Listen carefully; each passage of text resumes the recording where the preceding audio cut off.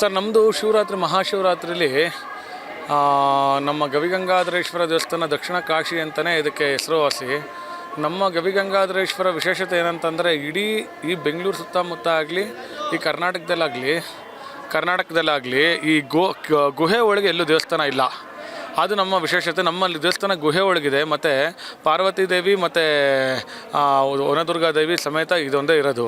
So ಇದರಲ್ಲಿ ತುಂಬ ವಿಶೇಷತೆ ಇರುತ್ತೆ. ಆಮೇಲೆ ನಮ್ಮ 4 ಗಂಟೆ ಬೆಳಗಿನ ಜಾವ 4 ಗಂಟೆಯಿಂದ ಮಾರನೇನ ಒಂದು 6-7 ಗಂಟೆವರೆಗೂ ಲಕ್ಷಾಂತರ ಜನ ಬಂದು ದರ್ಶನ ಮಾಡ್ತಾರೆ.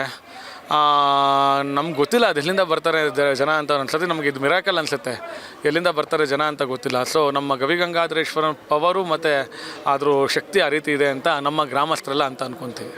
ಇಲ್ಲಿ ಏನೇನು ವಿಶೇಷತೆ ಇರುತ್ತೆ ಇವತ್ತಿನ ದಿವಸ? ಸರ್ ಇವತ್ತು ನಮ್ಮ ದೀಕ್ಷಿತರು ಅವ್ರ ಕಡೆಯಿಂದ ಅವರು ಒಂದು ಲಾಡುಗಳೆಲ್ಲ ಅನಿಸ್ತಾರೆ. ನಾವು ನಮ್ಮ ಗವಿಪುರ ಗ್ರಾಮಸ್ಥರೆಲ್ಲ ಸೇರಿ ನಮ್ಮ ಗವಿಗಂಗಾಧರೇಶ್ವರ ಪಲ್ಲಕ್ಕಿ ಉತ್ಸವ ಸಮಿತಿ ಅಂತ ಮಾಡ್ಕೊಂಡಿದ್ದೀವಿ. ದೇವಸ್ಥಾನ ಬಂದು ಮುಜರಾಯಿ, ನಾವು ಆಚೆ ಸಮಿತಿ ಮಾಡ್ಕೊಂಡಿದ್ದೀವಿ. ಆ ಸಮಿತಿ ವತಿಯಿಂದ ನಾವು ಮಜ್ಜಿಗೆ ಪಾನಕ ಬರೋರಿಗೆ ಎಲ್ಲ ನೀರು ಮತ್ತು ಎಲ್ಲ ವ್ಯವಸ್ಥೆಗಳಿರುತ್ತೆ. ಕ್ಯೂಯಲ್ಲಿ ಬರ್ತಾರಲ್ಲ, ದೊಡ್ಡ ಕ್ಯೂ ಇರುತ್ತೆ. ಒಂದು ಕ್ಯೂ ಮಿನಿಮಮ್ 5 ಅವರ್ ಆಗೋಗುತ್ತೆ. ಆ ಕ್ಯೂ ಲೈನಲ್ಲಿ ಜನಗಳಿಗೆ ಯಾವುದೇ ರೀತಿ ತೊಂದರೆ ಆಗದಿರಂಗೆ ಫ್ಯಾನ್ ಹಾಕಿ ಜನಗಳಿಗೆ ಕುತ್ಕೊಳ್ಳೋಕ್ಕೆಲ್ಲ ಜಾಗ ಮಾಡಿ ನೀಟಾಗಿ ಒಂದು ವ್ಯವಸ್ಥೆ ಮಾಡಿ ಇದು ಮಾಡಿದ್ದೀವಿ ಸರ್. ಮತ್ತು ಜಾಗರಣೆ ಇರುವಂಥವ್ರಿಗೆ ಏನು ವ್ಯವಸ್ಥೆ ಇದೆ? ಜಾಗರಣೆ ಇರುವಂಥವ್ರಿಗೆ ಇಲ್ಲೆಲ್ಲ ನಮ್ಮ ಸಂಗೀತ ಕಾರ್ಯಕ್ರಮಗಳೆಲ್ಲ ಇರುತ್ತೆ. ಮತ್ತು ಅವ್ರಿಗೆ ನಿರಂತರವಾಗಿ ಅವ್ರಿಗೆ ಕಾರ್ಯಕ್ರಮಗಳು ಒಂದಾದ್ಮೇಲೆ ಒಂದು ಕಾರ್ಯಕ್ರಮಗಳು ಇದ್ದೇ ಇರುತ್ತೆ. ಯಾರು ಜಾಗರಣೆ ಇಲ್ಲಿರ್ತಾರಲ್ಲ ಅವ್ರಿಗೆ ಯಾವುದೇ ಕಾರಣಕ್ಕೂ ಏನೋ ಬೋರ್ ಆಗದಿರಂಗೆ, ಅವ್ರಿಗೆ ಯಾವುದೇ ಕಾರಣಕ್ಕೂ ನಿದ್ದೆ ಬರ್ದಿರಂಗೆ ಅವ್ರು ನೋಡ್ಕೊತೀವಿ.